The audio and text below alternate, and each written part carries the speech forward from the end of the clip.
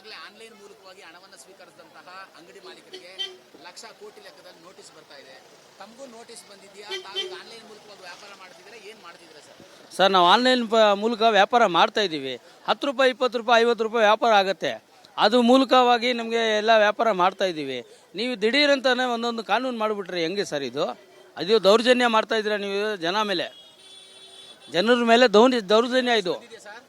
ನಮಗೆ ನೋಟಿಸ್ ಬಂದಿಲ್ಲ ಸರ್. ಬಂದರೆ ಬೇರೆಯವ್ರಿಗೆ ಬಂದಿದ್ರೂ ನಮಗೆ ಬಂದಂಗೆ ತಾನೇ ಅದು. ನಾವು ಕರ್ನಾಟಕ ಅಲ್ಲಿ ಇರೋದು, ನಾವು ಎಲ್ಲರೂ ಕನ್ನಡದ ಪ್ರಕಾರ ನಾವು ಓಡಾಡಬೇಕು. ಸರ್ ಈಗ 10 ಲಕ್ಷ 20 ಲಕ್ಷ 50 ಲಕ್ಷದವರೆಗೂ ಕೂಡ ಸಣ್ಣ ಪುಟ್ಟ ಹೂವು ಹಾಲು ಅವ್ರು ಏನು ಸರ್, ಹಾಲು ಮಾಡಿದ್ರೆ 2 ರೂಪಾಯಿ ಸಿಗುತ್ತೆ. ಹೂವು ಮಾಡೋರಿಗೆ ಒಂದು ಮಾರಿಗೆ ಒಂದು 5 ರೂಪಾಯಿ 6 ರೂಪಾಯಿ ಸಿಗುತ್ತೆ. 52 ಲಕ್ಷ ಅವ್ನು ಎಲ್ಲಿಂದ ಕಟ್ತಾನೆ? ಅವನು ಆದಾಯನೇ ಇಲ್ಲ ಅಷ್ಟು. ಅವನು ಎಲ್ಲಿಂದ ಕಟ್ತಾನೆ ಪಾಪ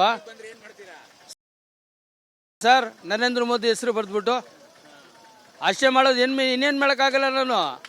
ನಾನೇನು ಮಾಡಲಿ? ಇನ್ನು 52 ಲಕ್ಷ ನನ್ನ ಹತ್ರ 52,000 ಇಲ್ಲ ಜೋಬಲ್ಲಿ. ನಮ್ಮ ಹೆಸರು ದೀಪಕ್ ಕುಮಾರ್. ನಾವು ಸಣ್ಣ ಪುಟ್ಟ ಕೆಲಸ ಮಾಡ್ತೀನಿ ಸರ್. ಮೇಡಮ್, ಈಗ ನಿಮಗೂ ನೋಟಿಸ್ ಬಂದಿದೆಯಾ ಅಥವಾ ನಿಮ್ಗೆ ಈಗಾಗಲೇ ಕೂಡ ಕರಪತ್ರವನ್ನು ಕೊಟ್ಟಿದ್ದಾರೆ, ಪಾಂಪ್ಲೆಟ್ಸನ್ನು ಕೊಟ್ಟಿದ್ದಾರೆ, 25ನೇ ತಾರೀಕು ಬಂದ್ ಮಾಡ್ತೀವಿ ಅಂತ? ತಾವೇನು ಹೇಳ್ತೀರಾ? ಅಂದರೆ ಈ ನೋಟಿಸ್ ಬರ್ತಿರುವಂಥ ವಿಚಾರಕ್ಕೆ ಸಂಬಂಧಪಟ್ಟ ನಮ್ಮ ಇವಾಗ ಫೋನ್ ಪೇ ಇಲ್ಲ ಅಂದ್ರೂ ವ್ಯಾಪಾರ ಆಗಲ್ಲ. ನಮ್ಮ ದುಡ್ಡಿಗೆ ನಮಗೆ ಟ್ಯಾಕ್ಸ್ ಹಾಕಿದ್ರೆ ಏನು ಅರ್ಥ? ಅದು ಬಡವ್ರ ಬಗ್ಗೆನಲ್ಲಿ ಬಾಯ ಮಣ್ಣಾಕ್ದಂಗಲ್ವಾ? ಇವಾಗ ಏನು ಮಾಡೋದು ಅಂತ ಒಂದು ತೋರಿಸ್ತಾ ಇಲ್ಲ ಸರ್ ನಮಗೆ. ಅಲ್ಲ ಮೇಡಮ್, ಈಗ ಲಕ್ಷ ಲಕ್ಷ ಕಟ್ಟಿ ಅಂತೇಳಿ ಎಲ್ಲರಿಗೂ ನೋಟಿಸನ್ನು ಕೊಟ್ಟಿದ್ದಾರೆ. ತರಕಾರಿ ಅಂಗಡಿ ಕೊಟ್ಟಿದ್ದಾರೆ, ಹೂವಿನ ಅಂಗಡಿ ಕೊಟ್ಟಿದ್ದಾರೆ, ಹಾಲಿನವ್ರಿಗೆ ಕೊಟ್ಟಿದ್ದಾರೆ. ತಮಗೆ ಹೇಗೆ ಅನ್ಸತ್ತೆ? ಸಣ್ಣ ಪುಟ್ಟ ಅಂಗಡಿಯವ್ರು ನಾವೆಲ್ಲ ಕಾಲು ಭಾಗನೂ ಇಲ್ಲ. ನಮಗೆ ಟ್ಯಾಕ್ಸ್ ಹಾಕಿದ್ರೆ ಎಲ್ಲ 2,000 ಕೊಡ್ತೀನಿ ಅಂತ ಹೇಳ್ಬಿಟ್ಟು ಇದರಲ್ಲೆಲ್ಲ ಕಿತ್ಕೊಂಡ್ಬಿಟ್ರೆ ಏನಾಯ್ತು ಆಮೇಲೆ?